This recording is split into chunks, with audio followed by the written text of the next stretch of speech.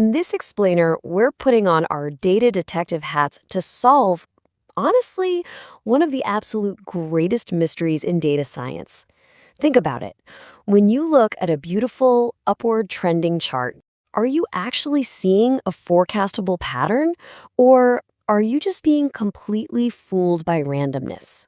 Let's find out. Seriously, it's a question that keeps data scientists up at night. You feed historical data into your predictive model, it spits out a stunning forecast, and you feel like you've got a crystal ball.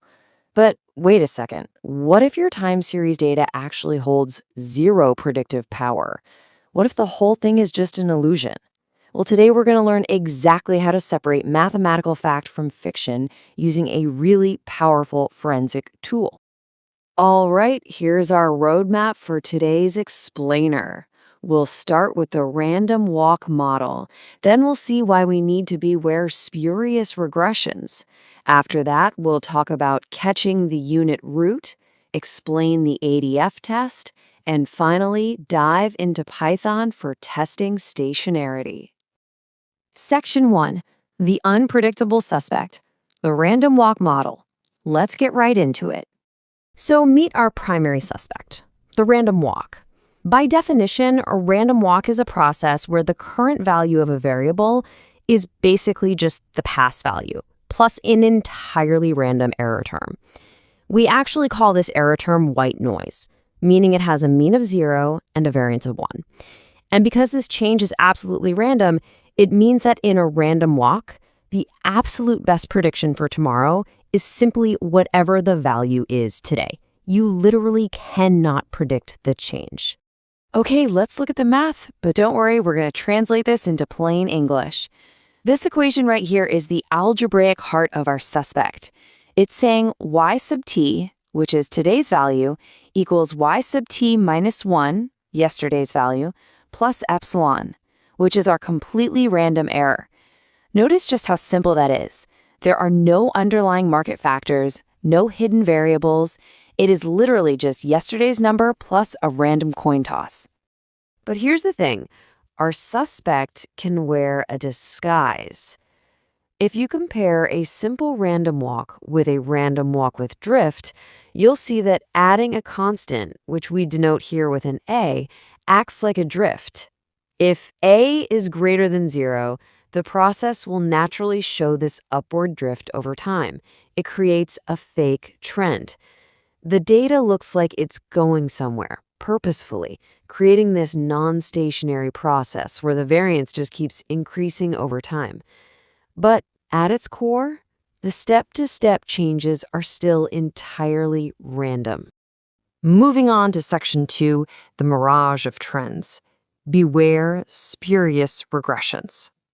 Imagine you take two completely independent time series that both just happen to be random walks, and you run a regression model between them.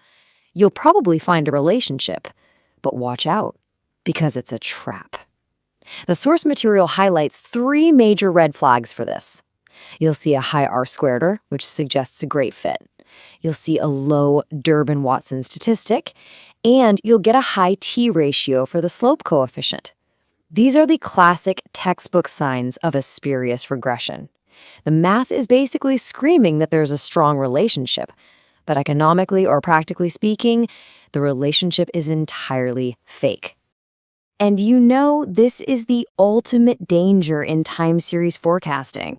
You could present a model with an incredibly high R-squared to your stakeholders, only to realize later that you were just matching 2 random walks that happened to drift in the exact same direction.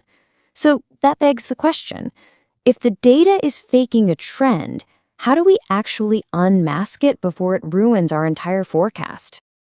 That brings us to Section 3, the root of the problem, catching the unit root.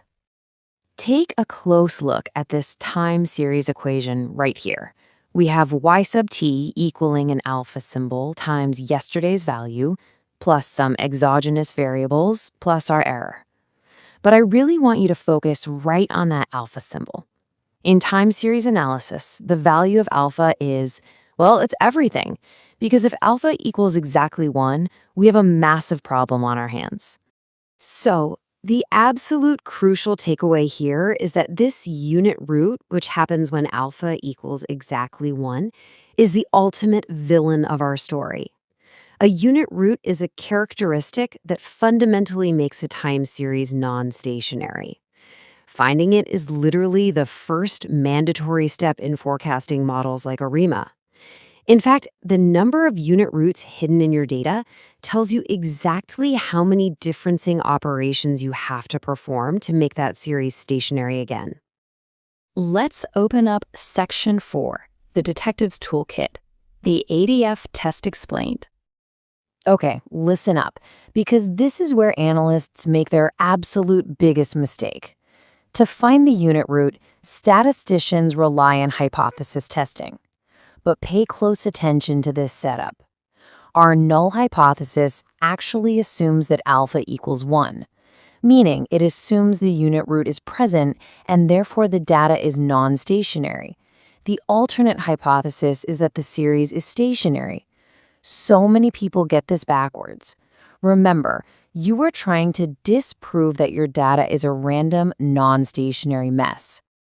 Now, because this is a statistical significance test, we're relying on the p-value. And 0.05, that is your magic number. For your data to be declared safe for forecasting, your calculated p-value must be lower than 0.05. If it is, boom, you get to reject the null hypothesis, successfully proving your data is stationary and clear of that pesky unit root. The most popular test to generate this p-value is the Augmented Dickey-Fuller test, or ADF for short. Now, you might be wondering, what does the augmented part actually mean? Well, it simply means that statisticians expanded the original Dickey-Fuller equation by adding high-order regressive processes. In plain English, we've just added more differencing terms of the equation to make the test much more rigorous and thorough. All right, let's bring it all together in Section 5, Solving the Case in Python. Testing for stationarity. Applying the ADF test in Python is actually incredibly straightforward, mostly thanks to the stats models package. Here is your procedural breakdown. Step 1, import the ADFuller function from statsmodels.tsa.stattools. Step 2, run the ADFuller function on your data and pass the parameter autolag set to AIC. Now here's a pro tip for you. Setting it to AIC lets the algorithm smartly iterate and choose the optimal number of lags for you, yielding the lowest Akike information criterion. And step 3, you simply check your results. When you actually execute that code, the function is going to output a tuple of data. But there are 4 main clues you need to solve this case. It outputs the p-value, the value of the test statistic, the number of lags it used, and the critical value cutoffs. To confidently solve your case and prove stationarity, you want to see your test statistic lower than the provided critical values, and most importantly, like we just covered, you want to see a p-value less than 0.05. Let's look at 2 practical examples to really lock this in. First, if we test the A10 pharmaceutical dataset, which tracks monthly medical scripts, the ADF test returns a p-value greater than 0.05. So we failed to reject the null hypothesis. It is non-stationary and definitely needs differencing before we try to forecast it. Conversely, if we generate a pure array of random numbers using NumPy's RND function and run the test, the p-value drops well below 0.05. We reject the null hypothesis. The random number series is, surprisingly but logically, entirely stationary around its zero mean. So you see, forecasting is an art, but it relies heavily on rigorous mathematical foundations. Because if you try to forecast a non-stationary random walk, your model is simply lying to you with spurious regressions.